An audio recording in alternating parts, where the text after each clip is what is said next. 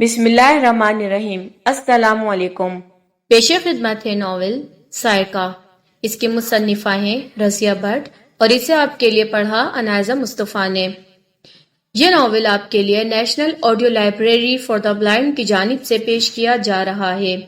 Please ہمارے channel کو subscribe کریے، ویڈیو کو لائک کریے اور زیادہ سے زیادہ اپنے دوستوں کے ساتھ شیئر کریے۔ شکریہ۔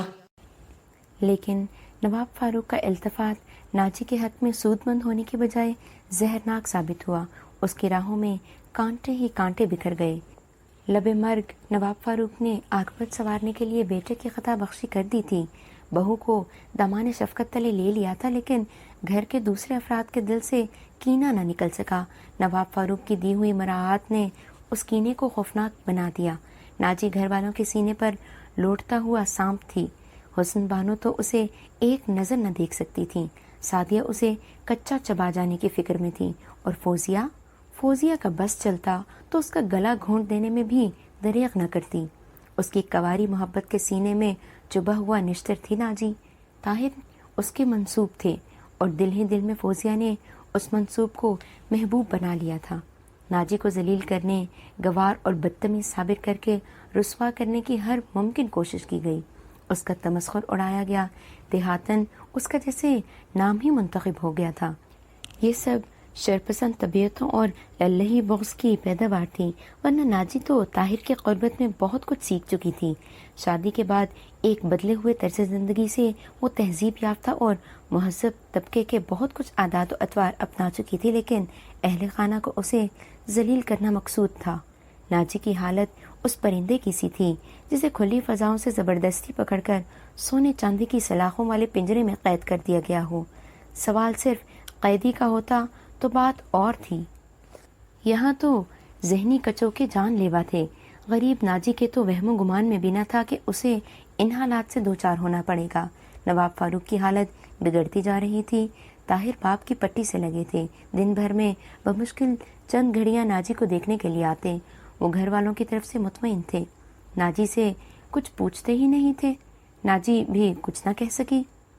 3 دن 3 صدیاں تھیں جو گزرنے ہی میں نہ آتی تھیں۔ ناجی نے یہ 3 دن سیاں سے الگ گزارے تھے۔ وہ دن اور رات کے تنہا لمحوں میں کئی بار رو چکی تھی، اپنے آزاد ماحول میں لوٹ جانے کے لیے زخمی پرندے کی طرح پھڑپھڑاتی تھی، لیکن ایسا ممکن کہاں تھا۔ نواب فاروق کی حالت خطرناک حدود کو چھو رہی تھی، اور ان کی حالت سے سب سے زیادہ متاثر طاہر ہی تھے۔ 10 ماہ کی طویل جدائی اس تاثر کی سب سے بڑی وجہ تھی۔ اس رات نواب صاحب کی حالت مخدوش تھی۔ الحمرا میں عیادت کو آنے والوں کا ہجوم تھا۔ زنانہ مردانہ دونوں حصے مہمانوں سے بھرے تھے۔ یہ وقت ناجی کے لیے سخت ترین تھا۔ طاہر سارا دن اس کے پاس نہ آ سکے تھے۔ سعدیہ اور فوزیہ کے انتقامی حس نے تو جیسے آج انتقام کی قسم کھا لی تھی۔ سب لوگوں کے سامنے کس طرح اسے ذلیل کیا تھا۔ ناجی غریب خون کے آنسو روتی رہی۔ انجم آرا باپ کی حالت سے متفکر تھیں۔ ناجی کو صرف انہی کا التفات نصیب تھا۔ آج دن بھر بھی ان کی صورت بھی نہ دیکھ سکی۔ حسن بانو تو اپنی پریشانی ناجی پر قہر برسا کر مٹا رہی تھی۔ ایک رشتہ دار عورت کے استفسار پر کہ یہ طاہر کی بیوی ہے، حسن بانو یوں شعلہ فشاں ہوئیں، یہی ہے ڈائن جس نے میرا بیٹا ہتھیا کر میری کوکھ پر وار کیا، اور اب چڑیل میرے سہاگ کا چراغ بھی گل کرنے کو آ پہنچی ہے۔ بڑی بھابھی درمیان میں نہ آ جاتی تو بعید نہ تھا حسن بانو ناجی کی چٹیا گھسیٹ کر گھر سے باہر کر دیتی۔ رات گہری ہو چکی تھی۔ ناجی طاہر کے خوابگاہ کے بیرونی برآمدے میں ستون سے ٹیک لگائے کھڑی تھی۔ روتے ہوئے اس کا برا حال تھا۔ دن بھر طنز و تمسخر کے تیروں نے اس کا سینہ چلنی کیا تھا۔ سہمی سی کھڑی اپنی زندگی کے اس غیر متوقع حادثے پر غور کر رہی تھی۔ اسے محسوس ہو رہا تھا کہ اگر چند یوم اور اسے اسی ماحول میں گھٹ گھٹ کر جینا پڑا تو یقیناً اس کی کشتی حیات موت کے بھنور میں کھو جائے گی۔ اسے کھڑے چند لمحے گزرے تھے کہ قدموں کی آہٹ ہوئی۔ سیاں، ناجی کی روح ہمک گئی، لیکن پلٹ کر دیکھا تو دم بخود رہ گئی۔ سیاں نہیں، فوزیہ ادھر آ رہی تھی۔ ناجی گھبرا گئی۔ فوزیہ سے سامنا کرنے کی اس میں ہمت نہ تھی۔ سارا وجود سمیٹ کر اس نے ستون کی اوٹ میں ہو جانا چاہا، لیکن فوزیہ آگے بڑھنے کی بجائے وہیں رک گئی۔ طاہر کا انتظار ہو رہا تھا، وہ اس کے عین سامنے کھڑے ہوتے ہوئے بولی۔ ناجی کا دل بے طرح دھک دھک کرنے لگا، چہرہ خوف و ہراس سے سفید ہو گیا۔ فوزیہ نے سر تپا اسے یوں دیکھا جیسے قصاب بچڑا ذبح کرنے سے پہلے اسے دیکھتا پرکھتا ہے۔ ناجی کے سارے وجود میں سرد سی لہر دوڑ گئی۔ آج فوزیہ کی آنکھوں میں ایک طوفان تھا، ایک آگ تھی، ایک کھولن تھی۔ ناجی سر تپا کانپ گئی، پلکیں جھپک جھپک کر اسے دیکھتی رہی۔ خوبصورت بلا! فوزیہ غرائی، اس کی آنکھوں سے چنگاریاں نکلنے لگیں۔ زخم خوردہ جذبے تلملا اٹھے، اس کا جی چاہا ناجی کا گلا گھونٹ دے، اس حسین ساحرہ کو اپنے انتقام کی آگ میں جھلس دے۔ ناجی کی حالت غیر ہوئی جا رہی تھی، اس نے چیخنا چاہا لیکن خوف سے حلق سے آواز بھی نہ نکل سکی۔ جادوگرنی! فوزیہ 2 قدم آگے بڑھی۔ تو نے میرا محبوب چھینا ہے، میرا منصوب چھینا ہے، میں دن رات انگاروں پر لوٹ رہی ہوں اور تو زندگی کی ساری مسرتیں سمیٹ رہی ہے۔ لیکن یاد رکھ، میرا نام فوزیہ ہے، میں سائے کی طرح تجھ سے چمٹی رہوں گی، میں تیری مسرتوں کا خون چوس لوں گی، تیری خوشیوں کو ہڑپ کر جاؤں گی۔ سیاں! ناجی نے دونوں ہاتھوں سے اپنا چہرہ چھپا لیا، اس پر غشی کا سا عالم تھا۔ طاہر میرا ہے، وہ میرا رہے گا، میں اس کی راہ سے تجھے ہٹا کر رہوں گی، اسے اپنا کر رہوں گی، صرف چند دنوں میں تو دیکھے گی، طاہر میرا ہوگا۔ سیاں! ناجی کے منہ سے چیخ نما پکار نکلی اور سناٹے میں ڈوب گئی۔ وہ لڑکھڑائی، لہرائی، بیچارگی میں سہارے کے لیے فوزیہ ہی کو پکڑنا چاہا، لیکن اس کا ہاتھ اس بری طرح جھٹک کر چل دی کہ ناجی توازن قائم نہ رکھ سکی، چکرا کر مرمری زینے پر گری اور لڑکتی ہوئی سیڑھیوں سے بجری والی سڑک پر آ رہی۔ انسانیت دم بخود تھی، انتقام اور خود غرضی نے اخلاقی قدروں کا گلا گھونٹ دیا۔ فوزیہ نے پلٹ کر دیکھنے کی زحمت تک نہ کی۔ ناجی بے ہوش ہو گئی۔ قدرت کو شاید ناجی کی زندگی مقصود تھی۔ اتفاقی سے انجم آرا ادھر سے گزری۔ کسی کو یوں سڑک پر پڑے دیکھ کر وہ پہلے ڈر گئیں، لیکن جب برقی روشنی میں قریب سے دیکھا تو ناجی کو یوں پڑے دیکھ کر بے حد گھبرا گئیں۔ ناجی! اس پر جھک کر بےتابی سے پکارا، لیکن ہلانے جلانے پر انہیں اس کی بے ہوشی کا علم ہوا۔ پریشان ہو کر اس پر جھک گئیں، کندھا ہلا کر ہوش و حواس میں لانا چاہا، لیکن وہ تو گہری غنودگی میں ڈوبی ہوئی تھی۔ ماتھے پر پسینے کے قطرے تھے اور رنگت خوفناک طور پر زرد ہو گئی تھی۔ بھاگ کر وہ گئیں اور 2-3 کنیزوں کے ساتھ لے آئیں۔ ناجی کو مل کر سب خوابگاہ میں لے گئیں۔ ڈاکٹر جنید نواب فاروق کے کمرے میں تھے۔ انجم نے جلدی سے انہیں بلا بھیجا۔ ناجی کی بے ہوشی کی خبر طاہر کے حواس پر بجلی کی طرح گری۔ ڈاکٹر جنید سے پہلے ہی وہ تیر کی سی تیزی سے بھاگے، خوابگاہ میں گھبرائے ہوئے داخل ہوئے اور لپک کر ناجی پر جھک گئے۔ کیا ہوا؟ وہ ذرا سیمگی کے عالم میں انجم سے پوچھنے لگے۔ اللہ جانے، میں ادھر سے گزری تو زمین پر بے ہوش پڑی پایا۔ انجم بھی حواس باختہ تھی۔ شاید زینے سے پاؤں پھسل گیا ہے، ایک کنیز ناجی کے پاؤں سہلاتے ہوئے بولی۔ میرا بھی یہی خیال ہے، دوسری نے تائید کی۔ ہو سکتا ہے، انجم نے کہا۔ طاہر کی بےتابی و بے قراری دید کے قابل تھی۔ کبھی اس کے کندھے ہلاتے، کبھی جھک کر پکارتے، تو کبھی چہرہ دونوں ہاتھوں میں تھام کر مایوسی سے آوازیں دیتے۔ گھبراؤ نہیں طاہر۔ انجم آرا ان کی تڑپ سے متاثر تھی۔ ڈاکٹر جنید آ گیا۔ مختلف آلات کی مدد سے اس نے ناجی کا معائنہ کیا، اسے ہوش میں لانے کی صحیح کرتا رہا۔ رات گئے، ناجی کو ہوش آیا، لیکن ہوش میں آتے ہی وہ مائی بے آپ کی طرح تڑپنے لگی۔ ڈاکٹر جنید نے لیڈی ڈاکٹر کو بلانے کی رائے دی۔ کچھ ہی دیر بعد لیڈی ڈاکٹر ماں نرس کے آ گئیں، اور وہ رات کسی قیامت سے کم نہ تھی۔ ایک طرف فاروق کی زندگی کا چراغ تند ہوا کے آخری تھپیڑے کا منتظر تھا، دوسری طرف ناجی دردزا سے تڑپ رہی تھی۔ طاہر مرغ بسمل تھے، کبھی باپ کی پٹی پر جھکے ہیں، کبھی ناجی کے لیے برآمدے میں دیوانہ وار ٹہل رہے ہیں۔ گھر والوں کو ناجی سے کیا واسطہ تھا؟ اور کچھ موقع ہی ایسا تھا۔ سب فاروق کے خوابگاہ کے ارد گرد پروانہ وار منڈلا رہے تھے۔ ایک انجم تھی جو کبھی باپ کی حالت دیکھ کر آنسو بہا رہی تھی، کبھی ناجی کی، اور کشتۂ غم طاہر کو دلاسا بھی تو دے رہی تھی۔ طوفانی رات کا سلسلہ ابد سے ملا ہوا معلوم ہو رہا تھا، ایک ایک لمحہ ٹھٹک ٹھٹک کر گزر رہا تھا۔ سحر ہونے ہی میں نہ آ رہی تھی۔ فاروق موت اور حیات کی کشمکش میں مبتلا تھے۔ موت حیات کا رنگ چوس رہی تھی. فاروق کا خاکہ لمحہ بلمحہ بے رنگ ہوا جا رہا تھا. پچھلے پہر لیڈی ڈاکٹر نے مایوسی کا اظہار کر دیا. ناجی کو فوری طور پر ہسپتال پہنچانے کی ضرورت تھی. ڈاکٹر کی رائے پر اسی وقت عمل کیا گیا. انجم اور طاہر دو ایک کنیزوں کو ساتھ لے کر ناجی کو ہسپتال لے آئے. بقیہ رات اضطراب میں گزری. طاہر اور انجم کو کچھ دیر ہی بعد واپس گھر لوٹنا پڑا. نواب کی حالت کے بارے میں انہیں فون کیا گیا تھا. صبح بیدار ہوئی الحمرا کے لیے یہ ایک خونی صبح تھی. شب بیدار سرخ آنکھیں آنسو بہا رہی تھیں. ڈاکٹر کی سر توڑ کوششیں مایوسیوں کے اندھیروں میں ڈوب گئیں. نواب فاروق عالم نزا میں تھے. ڈاکٹر نے سب آلات ہٹا لیے. عزیزوں کو قریب آنے کی اجازت دے دی. ہسپتال میں ناجی کی حالت خطرے میں تھی. وہ زندگی کی بازی لگا کر ایک نئے وجود کی تخلیق کر رہی تھی. آپریشن کے بغیر بچے کی ولادت ممکن نہ تھی. طاہر پھر ہسپتال پہنچے. ان کی اجازت سے ڈاکٹروں نے آپریشن کیا. طاہر کی حالت قابل رحم تھی. آپریشن کے دوران انہیں گھر جانا پڑا. جان ناجی میں اٹکی تھی. گھنٹہ بھر پھر واپس آئے. ناجی پیٹ کے آپریشن کے بعد ایک پیاری سی بچی کو جنم دے کر بے ہوش پڑی تھی. نرس نے برآمدہی میں طاہر کو بچی کی ولادت کی خبر سنائی. طاہر بے تابانہ ناجی کے کمرے کی طرف بڑھے. وہ ابھی تک بے ہوش تھی. سفید سفید نرم بستر میں زرد رو ناجی کے چہرے پر تقدس کی ایسی جھلک تھی کہ طاہر کا سر عقیدت و احترام سے جھک گیا. وہ بڑھے اور ناجی کی پیشانی پر اپنے ہونٹ رکھ دیے. تم نے جان پر کھیل کر میری خواہش کا احترام کیا. تم قابل تعظیم ہو. ناجی کی حالت خطرے سے باہر تھی.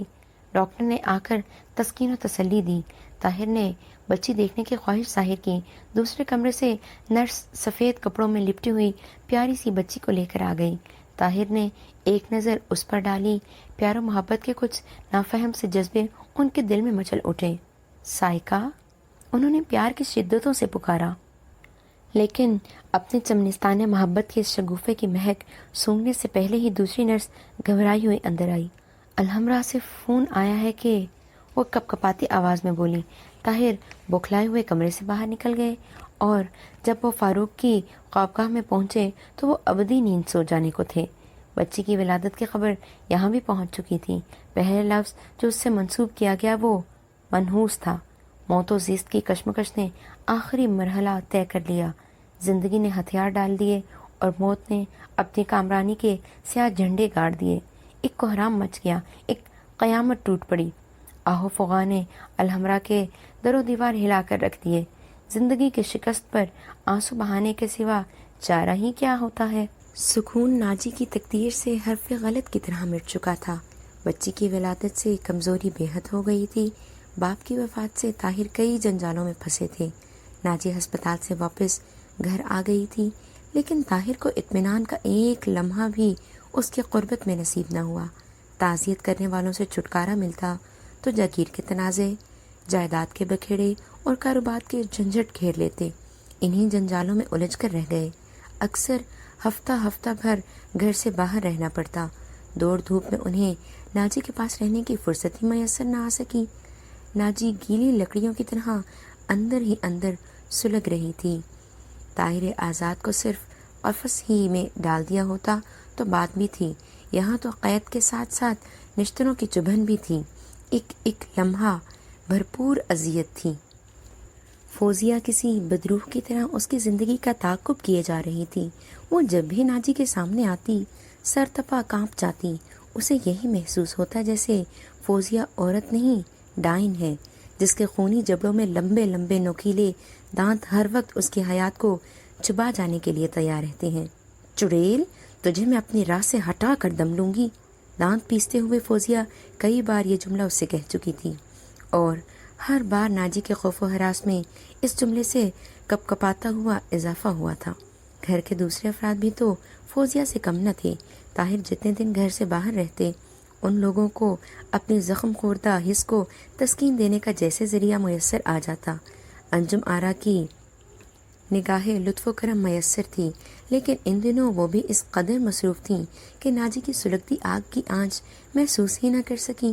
بات صرف ناجی کی ذات تک ہی محدود ہوتی تو شاید وہ دل پر پتھر رکھ کر सह सकती, लेकिन अब तो उसके साथ साथ नन्ही मुन्नी जान को भी मोरद अताब बनाया गया था। साइका चंद दिनों की मासूम बच्ची सबकी नज़रों में मनहूस करार दी जा चुकी थी। नवाब फारूक की मौत की जिम्मेदार जैसे वही थी। कुदरत भी बसा औकात अजब सितम ज़रीफ होती है। नहुसत को साइका की ज़ात का जुज़ समझा जा रहा था। शोमिय तकदीर जिस दिन अपनी बच्ची समेत अस्पताल से घर आई, उसी दिन आया की नाअहली से छोटी फूफी हुस्न आरा का गुसल खाने में पाँव फिसला और गूल्हे की हड्डी उतर गई। इस वाक़ये से साइका की नहुसत पर जैसे मोहर तस्दीक लग गई। महज इत्तेफाक ही था, लेकिन इन्हीं दिनों रुई के गोदामों में किसी मुलाजिम की शरारत या तसाहुल से आग लग जाने से कम बेश 3-4 लाख का नुकसान हो गया। बात हिर फिर कर साइका की नहुसत से वाबस्ता हुई। सितम बलाए सितम ये कि इन्हीं दिनों हुस्न आरा के शोहर फ़ज़ाई हादसे में पेरिस के करीब जा बहक हो गए। जिस वक्त ये इत्तला कसरे अहमद में पहुंची, हुस्न आरा साइका को गोद में लिए बैठी थी। अब तो साइका नहुसत का ऐसा निशान समझी जाने लगी जिसके अकब में तबाही ही तबाही थी। नाजी के सामने ही उसे वो कोसने दिए जाते कि जुल्म भी पनाह मांग उठता। घर वालों का बस चलता तो नन्ही सी जान को पांव तले कुचल कर फना कर दिया जाता। जारहाना बेहिमाना रवैया रवा रखने में हर फर्द पेश पेश था। नाजी सब कुछ देख रही थी। अपनी ज़ात पर तो शायद उससे भी ज़्यादा सख्तियाँ झेल लेती, लेकिन उस नन्ही मासूम रूह के बारे में ऐसी ऐसी बातें सुनकर उसका सीना शिक हो जाता। उसे सीने से लगाए पहरों रोती रहती। महल के पिछवाड़े दरख्तों की छाँव में बहती पहाड़ी नदी के किनारे चुपचाप बैठी अपनी तकदीर के उस पलटे के मुतालिक सोचती रहती। उसे सैया की बेमोहरी का भी तो शिकवा था। अलहमरा में आते ही वो उससे इतनी दूर हो गए थे, लेकिन ये सब कुछ नाजी के दुखे जहन की इख्तरा थी। ताहिर की मसरूफियत ने उलझा रखा था। उनके प्यार के मदारिज तो न बदले थे। बाप की वफात ने कई बखेड़े खड़े कर दिए थे। उलझनें बढ़ती जा रही थी। इन सब का तदारुक उन्हीं दिनों ज़रूरी था। सब भाई इन तनाज़ों, बखेड़ों और उलझनों को दूर करने में कोशां थे। ताहिर फुर्सत निकाल कर नाजी के पास आते, शिकवे मचल उठते, गिले होंठों पर तड़प जाते, लेकिन न शिकवों को राह मिलती न गिलों को ज़ुबान। ताहिर आते तो उनकी तवज्जो का मरकज़ साइका होती। उसकी प्यारी प्यारी सूरत देखकर वो हर उलझन, हर तनाज़र, हर बखेड़ा भूल जाते। कितने मसरूर नजर आते थे वो। नाजी कुछ कहना चाहते हुए भी कह ना पाती। पूरे 2 माह गुजर गए। नाजी का सीना घर वालों के ताने सुनते सुनते शिक हो गया था। साइका की नहुसत की बातें सुन सुनकर कान पक गए थे। हर हादसा उसकी ज़ात से मंसूब था और कोताही तकदीर से हादसे भी उन्हीं दिनों पेश आए थे। पेदर पे कई वाक़े पेश आए। आंधी के साथ तूफ़ानी बारिश आई। अलहमरा के जनाना हिस्से की पिछली दीवार गिरने से 2 कनीज़ें मजरूह हो गईं। मुलाजिम लड़के से बच्चा गाड़ी उल्टी और अंजुम का छोटा बेटा जख्मी हो गया। दादी हुस्न बानो के सर में दर्द शुरू हुआ और कुछ मुस्तकिल सूरत इख्तियार कर गया। रेहान का खेलते खेलते पाँव फिसला और मोच आ गई। छोटे बड़े कई वाक़यात पेश आए और इन सब के मुहर्रिक साइका की ज़ात को समझा जाने लगा। औरतें तो औरतें, उस कुंबे के अक्सर मर्द भी उसको मनहूस कहने और समझने में अपने आप को हक बजानिब कहने लगे। नाजी सब सितम अपनी जान पर झेल रही थी। उसे देखकर यूं महसूस होता था जैसे शोखो शंग नदी की लहरें किसी सर्द रो से मुंजमद हो चुकी हों। चेहरे से ताजगी और शादाबी उनका थी। वो मुरझाए हुए उस फूल की तरह दिखाई देती थी जिसे आलम शबाब में शाख से तोड़कर गुलदान में सजा दिया गया हो और जहाँ वो अपने कुदरती वसाइल से महरूम होकर रंगोबू खो रहा हो। उस दिन ताहिर तकरीबन 1.5 हफ्ते के बाद अलहमरा वापस आए। जागीर पर तनाज़े की वजह से इतने दिन गैर हाजिर रहना पड़ा।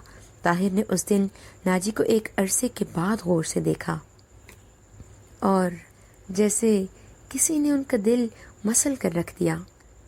नाजी का सबीहो मलीह चेहरा उस सपाट मैदान की तरह नजर आ रहा था जहाँ कोई हसीन काफिला चंद दिन रुक कर रौनकें बखेरने के बाद जा चुका हो और चंद रोज़ा रौनकों के बाद जामद सन्नाटे में अब उदासियाँ ही उदासियाँ उमड़ आई हों। चेहरे की रंगत زرد تھی لیکن آنکھوں کے گرد سیاہ حلقے کتنے گہرے ہو گئے تھے۔ طاہر نے بے اختیار ہو کر ناجی کو اپنے بازوؤں میں سمیٹ لیا۔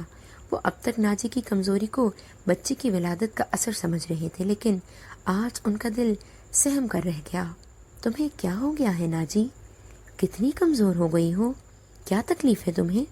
اس بے پناہ ہمدردی اور چاہت نے محسوسات کے نازک نازک آبگینوں کو ٹھیس لگا دی۔ رکا ہوا طوفان پھوٹ پڑا۔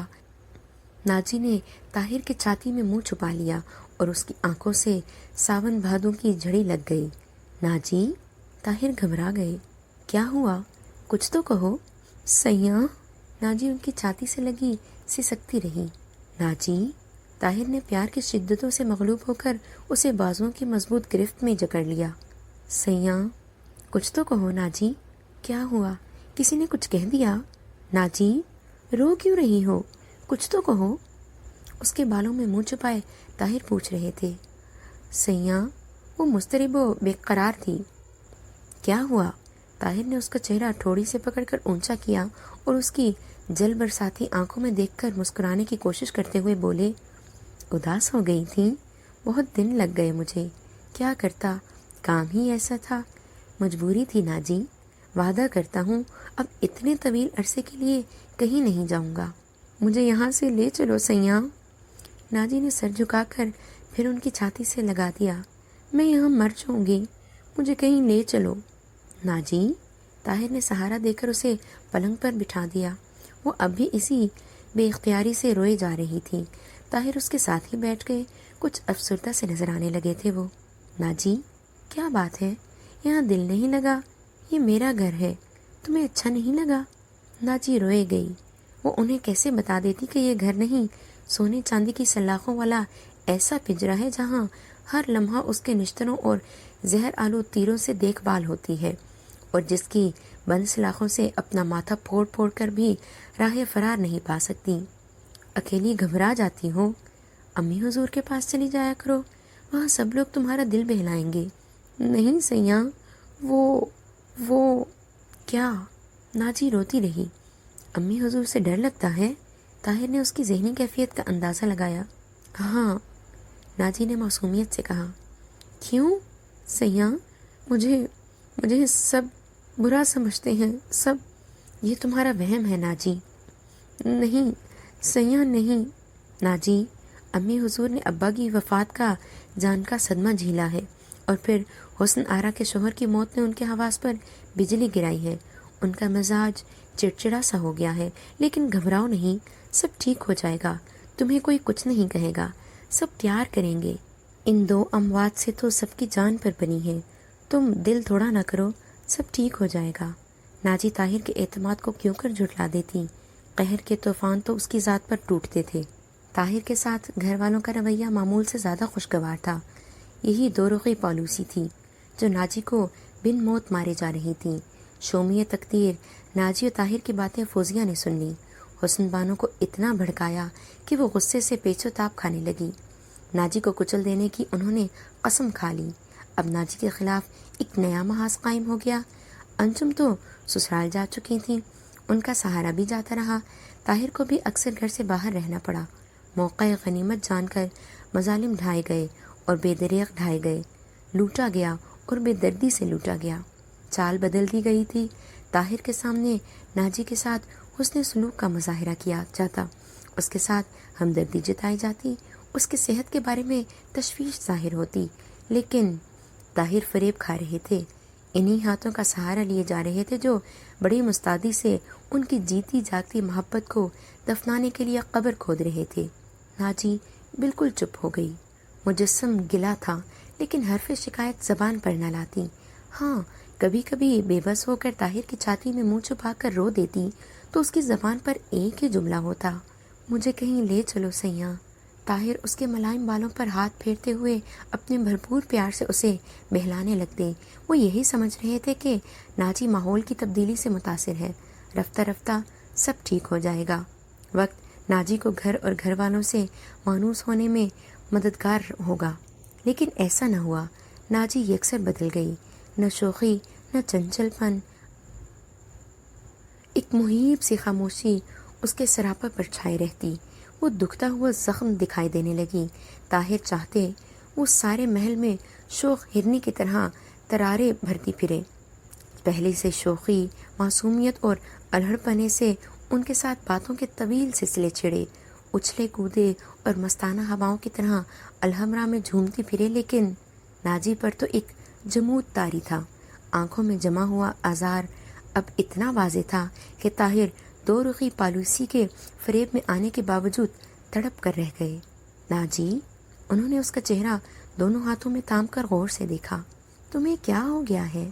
سیاں، طوفان ایک بار پھر پھوٹ پڑا۔ ناجی بے اختیار ہو کر رو دی۔ ناجی، کچھ تو بتا دو۔ مجھے یہاں سے لے چلو سیاں، نہیں تو میں مر جاؤں گی، میرا دم گھٹ جائے گا۔ مجھے لے چلو سیاں، لے چلو۔ اچھا، میں تمہیں یہاں سے لے جاؤں گا، طاہر نے فیصلہ کر لیا۔ سچ؟ ہاں۔ کب چلو گے؟ بہت جلد۔ سچ کہتے ہو؟ یقین نہ کرنے کی وجہ تو کوئی نہیں۔ سیاں، ناجی کو جیسے اس کی کھوئی ہوئی جنت ملنے کا یقین آ گیا۔ طاہر نے اس کی آنسو بھری آنکھوں میں جھانکا۔ انہیں یوں محسوس ہوا جیسے اس کی آنکھوں کے بجھتے دیپ پھر سے روشن ہو گئے ہوں۔ مسرت کی ایک بھرپور لہر اس کے کملائے ہوئے چہرے پر دوڑ گئی۔ میں تمہیں خوش دیکھنا چاہتا ہوں ناجی۔ اگر تمہاری خوشی یہاں سے جانے میں ہے تو میں تمہاری خوشیاں تمہیں لوٹا دوں گا۔ سیاں، تم کتنے اچھے ہو سیاں۔ ناجی نے ایک مدت کے بعد اپنی مخصوص ادا سے مسکرا کر طاہر کو دیکھا اور پھر شرما کر اپنا منہ ان کی چھاتی میں چھپا لیا۔ طاہر کو آج پہلی بار اس آزاد پرندے کی بند پنجرے میں پھڑپڑاہٹ کا صحیح اندازہ ہوا۔ انہیں یوں محسوس ہوا جیسے لاشعوری طور پر وہ ناجی پر ظلم کرتے رہے تھے۔ ان کا دل دکھنے لگا۔